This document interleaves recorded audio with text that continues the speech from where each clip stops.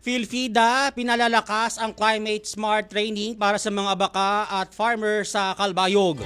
Mula sa Radyo Pilipinas Calbayog, Charmaine Perito Balbes, ibalita mo.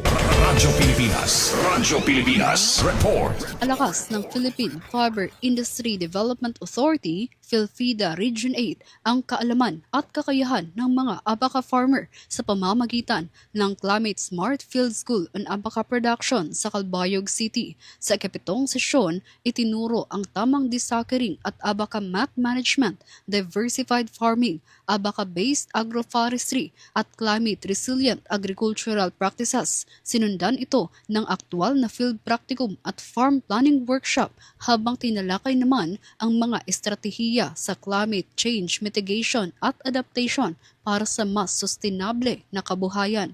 Ipinakita rin ng mga kalahok ang kanilang agro-ecosystem analysis at nakatanggap ng technical na feedback para mapahusay ang kanilang farm decision making sa pamamagitan ng hands-on training. Layunin ng programa na makapagpatayo ng mas produktibo, diversified, sustainable at climate resilient na mga abaka farm.